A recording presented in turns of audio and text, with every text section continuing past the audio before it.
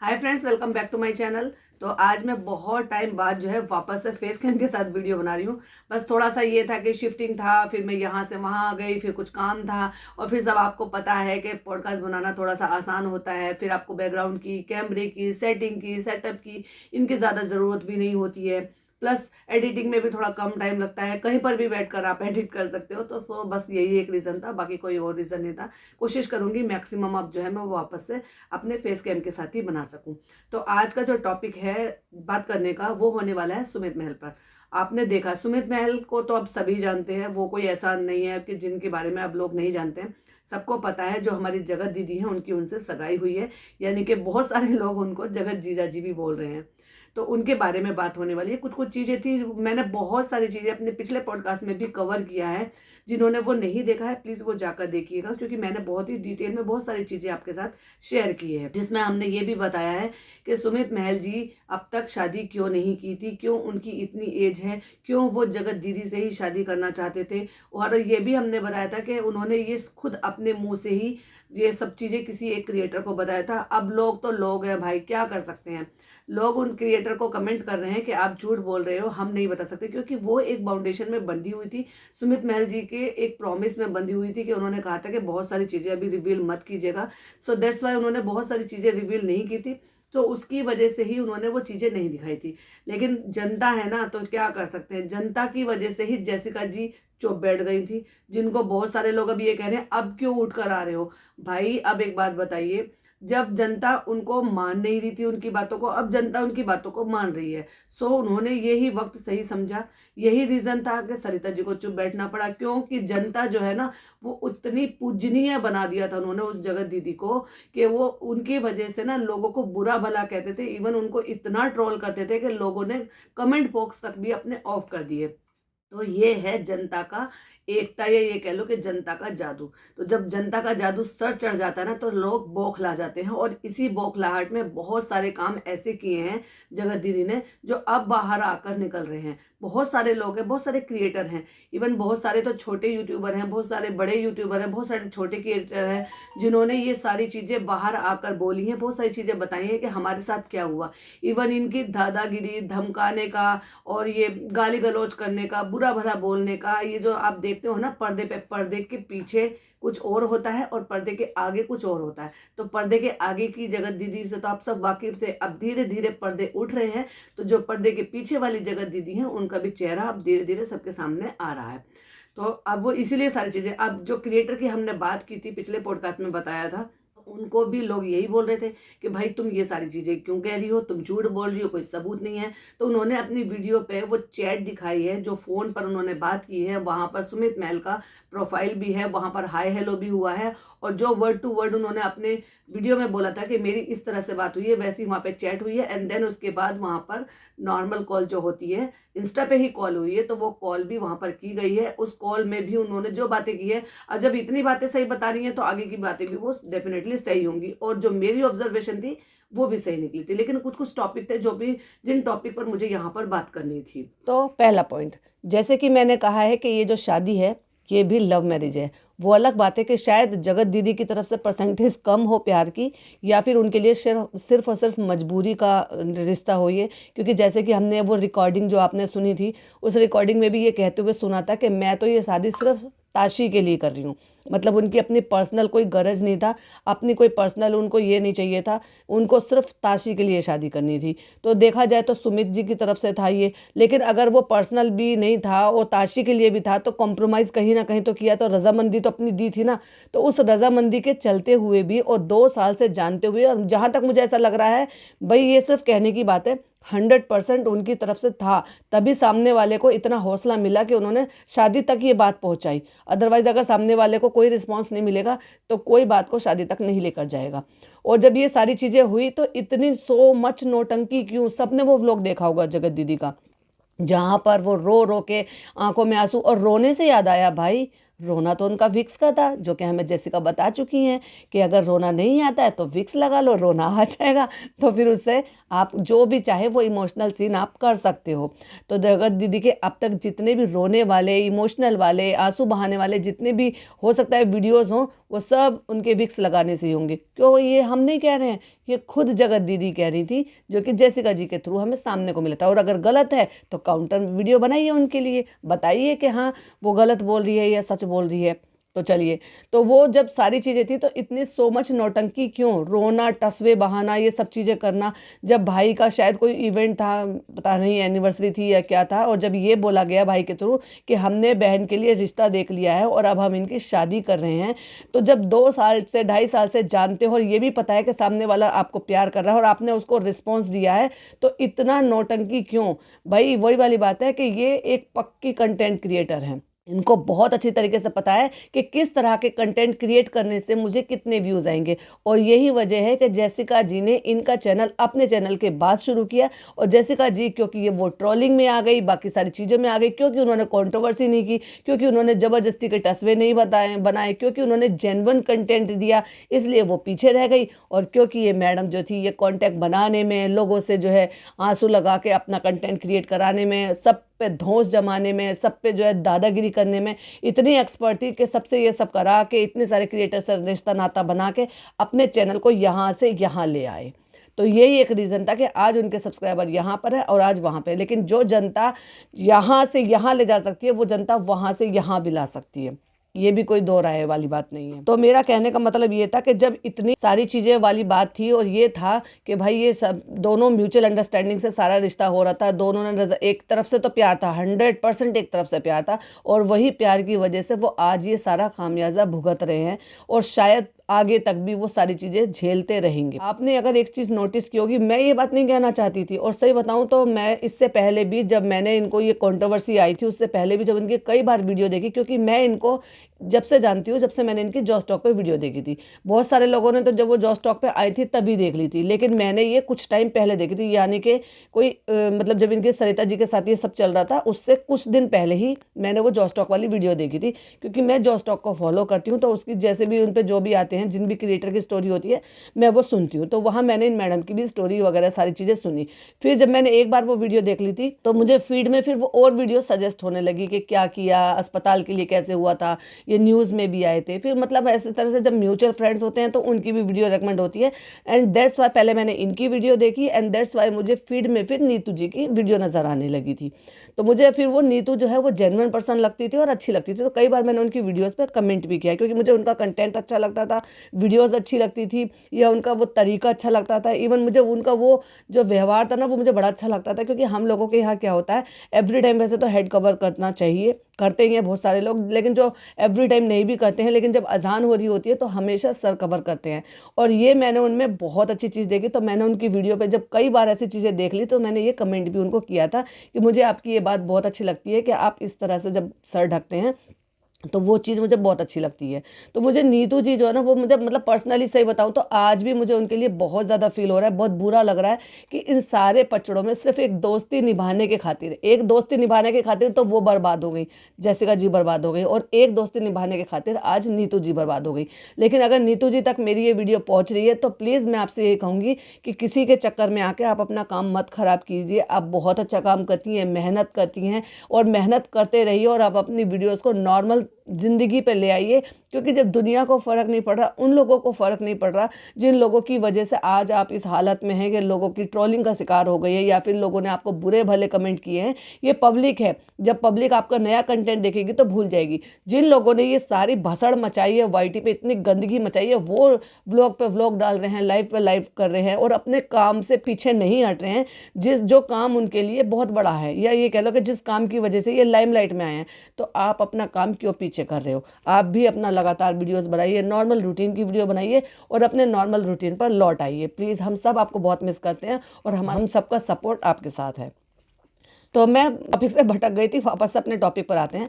तो मेरा कहने का मतलब ये था कि जब सरिता जी ने इनको पायल पहनाई थी, और मैंने देखा था कि किसी एक क्रिएटर जो है वो बैंगल्स लेकर आए थे, और शायद वो मेरे ख्याल से पता नहीं कौन था, मुझे ध्यान नहीं आ रहा कि कौन थे वो जो इनके लिए बैंगल्स लेकर आए थे। तो बैंगल्स पहनने पर इतनी सो मच नौटंकी, पायल पहनने पर इतने सो मच नौटंकी कि आंसुओं की गंगा बहा दी। और वहीं अगर देखा जाए तो मैंने इनको बिना मेकअप के तो एक आध बार ही देखा है। इतने इवेंट में जाते हैं, इतने शादी में, अवार्ड फंक्शन में, इतना सब कुछ ये क्रिएटर एक दूसरे के यहाँ पे आते जाते हैं, कभी भी मैंने इनको विदाउट मेकअप नहीं देखा।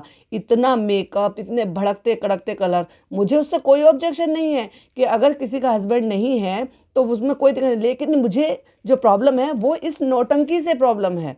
ये जो नौटंकी है ना, मुझे इस नौटंकी से प्रॉब्लम है। अब अगर बात की जाए जैसे सपना की, स्नैपी गर्ल की, तो भाई उनका काम जो है वो एक इन्फ्लुएंसर है, उनका काम यही है अच्छे से तैयार होना और अच्छे से तैयार होकर अपने आप को प्रेजेंट करना और अपने लिए वीडियोस बनाना, तो मुझे उसमें कोई ऑब्जेक्शन नहीं है। लेकिन वो इन सब चीज़ों के लिए नौटंकी तो नहीं करती। एटलीस्ट ये नौटंकी करती हैं पायल पहनाने पे नौटंकी, एक तरफ पायल पहनाने पे इतने टसवे बहाए गए, इतनी नौटंकी की गई, और वहीं दूसरी तरफ पैर आगे कर दिए गए क्योंकि वो सचिन से चाहिए था। क्योंकि पायल जो है ज़्यादातर हस्बैंड अगर देते हैं तो वो एक तरीके से प्यार की निशानी होती है, और ऐसे ही बड़प्पन में बड़ी बहन बनकर सरिता जी ने प्यार की निशानी देने की कोशिश की थी कि भाई मैं पायल पहनाऊँ इस तरह से, क्योंकि वो एक तरीके से वो भी सुहाग की निशानी में ही आती है। तो उसके लिए इतना रोना धोना, और अगर पायल आपके लिए मैटर नहीं करती तो फिर इतना रोना धोना क्यों मचाया था? और वही पायल पहनने के लिए आपने फट से पैर आगे कर दिया। ये दोगलापन क्यों, ये डबल फेस, ये डबल स्टैंडर्ड क्यों, बताइए। दूसरी बात करते हैं पॉइंट नंबर 2 पर।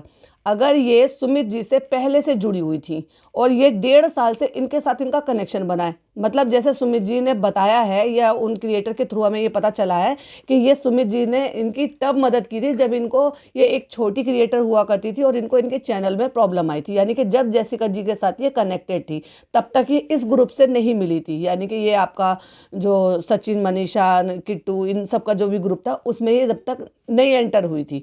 तो जब आप सुमित जी के साथ थी और अच्छे खासे आपके टर्म्स थे, आप समझ गई थी। एक औरत को सबसे पहले ये सारी चीज़ें समझ में आती है कि कौन सामने वाला आपके साथ किस भावना के साथ बात कर रहा है, या उसकी इंटेंशन आपके लिए किस तरह से है। बहन का रिश्ता है, दोस्त का रिश्ता है, या फिर वो आपको उन रिश्तों से ज़्यादा मानता है, यानी कि वो प्रेमिका वाला रिश्ता है या फिर वुड बी वाइफ वाला रिश्ता है। तो वो समझ में आती है। जब इनको पता थी कि ये इंटेंशन ऐसी थी, और कहीं ना कहीं इनको ये भी लग रहा था कि भाई मेरा अब आगे तो कुछ है नहीं, लेकिन अगर ये सारी चीज़ें चलती हैं और इनकी फैमिली और उनकी फैमिली एक्सेप्ट कर लेती है तो आगे मेरी लाइफ सेट है। तो फिर इस रिश्ते में रहने के बावजूद भी सचिन के साथ अटैच होने की ज़रूरत क्या थी? वहाँ लोगों के बहुत सारे सवाल आ रहे हैं। मैं उस सवाल का जवाब देना चाहूँगी कि बहुत सारे लोग ये कह रहे हैं कि ये तो जगत दीदी तो अकेली थी, इनको किसी के सहारे की ज़रूरत थी, इनको किसी को सहारा चाहिए था। उन्होंने सहारा जब ढूंढा तो उन्होंने सचिन में सहारा ढूंढा। तो सहारे की बात तो ये थी कि सहारा तो इनको ऑलरेडी मिल रहा था सुमित जी से। सुमित जी जब इनकी लाइफ में आए थे तब ये स्ट्रगल पीरियड में थी, तो ऑलरेडी इनके पास जो है ना एक सहारा था। और मैं मान ही नहीं सकती कि इनको इस बात का अंदाज़ा नहीं था कि सुमित जी का सॉफ्ट कॉर्नर या फिर प्यार वाला कॉर्नर इनके साइड है और इनकी तरफ जो है वो प्यार में है। तो जब इनको ऑलरेडी पता था, और तो ये बेसहारा तो नहीं थी, तब भी इनके पास तो कंधा था ना, तब ये समझ रही थी ना। और ये कहीं ना कहीं ये 2 साल से ये बातें चल रही हैं। लोग तो ये भी कह रहे हैं कि ये कई सालों से है, मतलब जब उनके हस्बैंड एक्सपायर हुए थे तब से कनेक्टेड हैं, यानी कि देखा जाए तो 2020 से, यानी कि 4 साल से। चलो 4 साल भी नहीं माना मैंने, 2 साल ही बात कर रही हूँ कि सिर्फ अगर 2 साल से कनेक्शन है और 2-2.5 साल से वो वेट कर रहे हैं कि सही वक्त आए तो हम अपनी शादी की बात करें, या फिर वो पीरियड बीत जाए जिसमें लोग ये ना कहें कि भाई अभी तो 1 साल पहले इसका हस्बैंड गुजरा, ये फट से शादी कर रही है। तो मे भी शायद वो इस चीज़ के लिए इंतजार में हो दोनों। तो जब वो ऑलरेडी सुमित के साथ कनेक्टेड थी तो फिर सचिन के साथ कनेक्ट होने का क्या मतलब था? ये तो वही वाली बात होगी ना, टू टाइमिंग करने वाली बात हो गई ना, डबल डेट वाली बात, कि आपने एक को भी बहला रखा, एक को भी आपने तसल्ली दी हुई है कि हाँ भाई हाँ मेरी शादी हो जाएगी और ताशी को पापा मिल जाएंगे और मेरी ये लाइफ सेटल है, और दूसरी तरफ भी ये अपनी सारी चीज़ें कर रहे हो। तब अपने आप को रोका नहीं गया कि भाई मैं एक के साथ पहले से कनेक्टेड हूँ, या मैंने एक को पहले से ही सारी चीज़ों के लिए जो है उम्मीद दी हुई है, तो मैं फिर दूसरी तरफ ये सारी चीज़ें ना करूँ। तो मेरा एक ये दूसरा तीसरा पॉइंट था जो मेरे माइंड में थॉट आ रहे थे, तो मुझे लगा आपके साथ जरूर शेयर करना चाहिए। आपका क्या कहना है प्लीज़ कमेंट में ज़रूर बताइएगा। अब तीसरा पॉइंट ये है, आंकड़े लगा रहे हैं लोग, अलग अलग बातें कर रहे हैं, शादी होगी नहीं होगी। मैंने भी अपने पॉडकास्ट में बोला था कि शादी तो ये डेफिनेटली होगी, लेकिन अब जब ये मैंने जो दूसरा पॉडकास्ट बनाया है और उसमें जो कुछ चीज़ें सामने से निकल कर आई हैं और सुमित जी के थ्रू जो और चीज़ें सामने से निकल कर आई हैं जो कि मेरे जो ऑब्जर्वेशन थी उस पर बिल्कुल खरी उतरी, तो ये मामला हो गया है अब 50-50 का। 50-50 का क्यों हुआ है?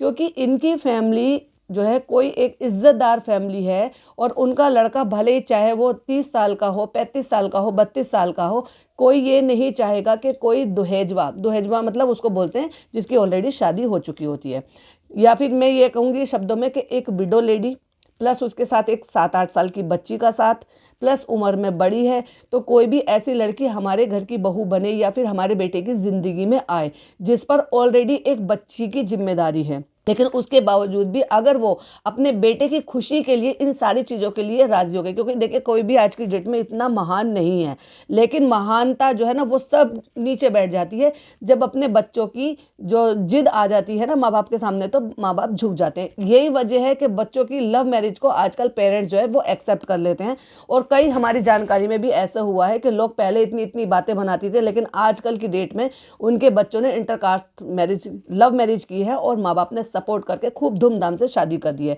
तो यही वजह होती है कि माँ बाप जो है बच्चों की बातों को एक्सेप्ट कर लेते हैं और मान लेते हैं, और या ये कह लो कि एक तरीके से झुक जाते हैं। तो यहाँ पर भी इनके पेरेंट्स उस चीज़ के लिए झुके और उन्होंने एक्सेप्ट किया। लेकिन अब जब इतनी सारी चीज़ें बाहर, ये तो फिर एक चीज़ दो चीज़ कि भाई ये विडो है कोई बात नहीं, बड़ी है कोई बात नहीं, एक बच्ची का साथ है कोई बात नहीं, लेकिन अच्छा घर है, अच्छा खानदान है, अच्छी लेडी है, अच्छा मतलब सब चीज़ है। तो ये जानते हुए उन्होंने फिर भी अपने बेटे की बात को रखा और फिर उस बात को एक्सेप्ट कर लिया और उसके प्यार को अनुमति दे दी कि आप शादी कर सकते हो। लेकिन उसके बाद अब ये गंदगी बाहर निकल आ रही है, और वो भी सगाई के बाद। मतलब इस महीने की 12 तारीख तक, 11 तारीख तक भी इनका आपस में बातें चल रही थी, जबकि पिछले महीने उनकी सगाई हुई थी। सगाई के बाद भी वो टू टाइमिंग कर रही हैं, डबल डेट कर रही हैं, दोनों को बराबर का वहाँ पर भी प्यार और ये सब चीज़ें प्यार भरी बातें हो रही है, यहाँ पर भी प्यार भरी बातें हो रही हैं, लव यू जानू और ये सब कहा जा रहा है। प्लस एक तो हो गया प्यार भरी बातें, दूसरा हो गया कि गाली गलौज करना। तो ये सोच कर देखिए, जब वो सचिन से इतने प्यार में जान जानू ये सब करके बातें करने के बावजूद भी वो उसको इतनी गाली गलौज कर रहे हैं, तो ये सारी चीज़ें ऐसे तो नहीं है कि खाली सिर्फ जो है सुमित जी ने देखी होगी, क्या उनकी बहन ने नहीं देखी होगी, क्या उनके किसी और रिश्तेदार ने नहीं देखी होगी, क्या उनकी माँ पता नहीं देखी है कि नहीं देखी है, लेकिन क्या ये बातें उन तक नहीं पहुँची होगी, तो उनको आगे के लिए अब एहसास नहीं हो रहा होगा कि भाई हम इस लड़की को अपने घर में लाएं क्या नहीं लाएं। तो मामला यहाँ इसलिए मैं बोल रही हूँ कि 50-50 का हो गया है। एक तो वो अपने बेटे के लिए पहले मान गए थे ये सोच कर कि चलो ठीक है भाई, लड़की है, अच्छी है, अच्छा घर है, अच्छी फैमिली है, कोई बात नहीं अगर उसमें ये कमियाँ हैं, 3 कमियाँ, लेकिन अब तो सारी कमियाँ ही कमियाँ हैं, और कमियों के साथ साथ बदतमीजी भी है। उसके बाद अब वो मानेंगे नहीं मानेंगे, या सुमित उनको वापस से मना पाएंगे अपने प्यार के लिए। अब वो देखने वाली बात यह है कि उसमें फैमिली को चुनेंगे या अपने प्यार को चुनेंगे, या प्यार पर फैमिली को वो हावी कर पाएंगे, या फैमिली पर वो प्यार को अवॉइड कर देंगे। ये तो आने वाला वक्त ही बताएगा। कुछ चीज़ें थी मुझे आपके साथ वो शेयर करनी थी कि ये शादी का जो मामला है अब ये 50-50 का आकर अटक गया। क्यों? क्योंकि यहाँ पर सुमित की तरफ से रजामंदी थी कि मुझे ये शादी करनी है, लेकिन फैमिली वाले जो है वो, जहाँ तक हमने देखा है, वो बहुत इज्जतदार फैमिली है, और इस फैमिली में, और यही वजह थी कि वो आकर इस मामले को ये बोलना चाहते थे। मेरा तीसरा पॉइंट ये है कि उनकी वीडियो बनाने का पर्पस क्या था। लोगों ने उसमें लगाया कि उनको भी व्यूज़ चाहिए थे, व्यूज़ नहीं चाहिए थे क्योंकि वो एक कैमरा शाय पर्सन है, तो इस वजह से अकेले ना बैठकर उनको सहारा लेना पड़ा अपने फ्रेंड का। तो जब वो फ्रेंड उनके वहाँ पर बैठे थे तो उनको थोड़ी हिम्मत मिली। पहले ज़्यादातर जो आपने देखा होगा कि वीडियो में ज़्यादा बातें जो बोली हैं वो उनके फ्रेंड ने बोली हैं, और उन्होंने बहुत सारी चीज़ों में हामी भरी है और रजामंदी दी है कि हाँ ये बात ऐसे है। तो मेरा कहने का मतलब ये है कि वो लोगों से हाथ जोड़कर अपील कर रहे हैं इस चीज़ के लिए, ये कह रहे हैं इस मामले को थोड़ा सा शांत हो जाने दो या फिर शांत करने दें, क्योंकि रिएक्शन चैनल के लगातार वीडियोज़ बन रहे हैं, इधर से बातें आ रही है, कहीं अलका जी के यहाँ से बातें निकल रही है, कहीं उनके यहाँ से बात निकल रही है, कभी सचिन जी के यहाँ से बात निकल रही है, और जितनी नई नई बातें निकलकर सामने आ रही है उतना वाईटी पर और नए मुद्दे बन रहे हैं, नए मुद्दे बन रहे हैं तो नई वीडियो बन रही हैं। तो इसलिए वो ये चाहते थे कि इस मामले को थोड़ा सा दबा दिया जाए, इस मामले को थोड़ा सा शांत हो जाए। जब मामला शांत हो जाएगा तो फिर ये आगे की अपनी कुछ बातें करेंगे, क्योंकि इसी बात का इंतज़ार जो है हमारी जो जगत दीदी हैं, अब लोगों ने उनका नाम बदल दिया है। वैसे जगत दीदी की जगह उनको बद्दुआ दीदी कह दिया, क्योंकि बद्दुआ बहुत देती हैं, वो हर छोटी छोटी बात पे बद्दुआ देती हैं, धमकाती हैं, चिल्लाती हैं। भाई इतना कोई कैसे हो सकता है? ये कहा जाता है कि अगर किसी के साथ कोई हादसा हो जाता है या कोई ऐसी चीज़ें हो जाती हैं, उसके बाद इंसान थोड़ा सा सॉफ्ट और थोड़ा शांत हो जाता है, लेकिन यहाँ तो मामला जो है सारा उल्टा ही है। मामला सारा इसलिए उल्टा है कि बजाय इसके कि उनका थोड़ा सा सॉफ्ट हार्ट होने के, या फिर ये कह लो कि थोड़ा सा उनका नरम दिल होने के, वो तो भाई और हाइपर पे हाइपर पे हाइपर होती चली गई और लोगों को इस तरह से धमकाती हैं। भाई मैं वो वीडियो नहीं भूल सकती जिस तरह से वो मनीषा को बोल रही थी, या जिस तरह की हमने उनकी गालियाँ पढ़ी हैं। भाई साहब सैल्यूट है इस औरत को कि इतनी हिम्मत ये लाती कहाँ से है कि इस तरह से ये करें। सेंटर ऑफ अट्रैक्शन बनने का इनको इतना ज़्यादा शौक था। वो आपने जेसिका जी की वीडियो से समझ ही लिया होगा कि ये कहाँ से शुरुआत हुई। मतलब जब ये कुछ भी नहीं थी, उसके बाद जब ये धीरे धीरे कुछ होने लगी तो इनका एटीट्यूड दिन पर दिन बढ़ता चला गया और लोगों को दबाने का, दबोचने का, डराने का, धमकाने का, धमकी देने का और अपना एटीट्यूड दिखाने का, ये सारी चीज़ें का शुरुआत से करती आ रही। तो ये थी कुछ चीज़ें, कुछ पॉइंट थे जो मेरे माइंड में थॉट में आ रहे थे। बहुत सारे आई एम श्योर बहुत सारी ऑडियंस है जिनके माइंड में ये सारी चीज़ें आ रही होंगी। तो आई एम श्योर ये सारी चीज़ों के जवाब आपको मिले हों या बहुत सारी चीज़ें जो है वो आपको क्लियर हुई हों। वीडियो कैसा लगा प्लीज़ कॉमेंट में जरूर बताइएगा। वीडियो पसंद आए तो लाइक शेयर कीजिएगा, चैनल पे पहली बार आए तो सब्सक्राइब कीजिएगा और अपने पॉइंट ऑफ व्यू, अपने कमेंट्स, अपने थॉट मेरे साथ जरूर शेयर कीजिएगा कमेंट बॉक्स में। चलिए मिलती हूँ नेक्स्ट वीडियो में। टिल देन बाय बाय, अल्लाह हाफिज़, टेक केयर।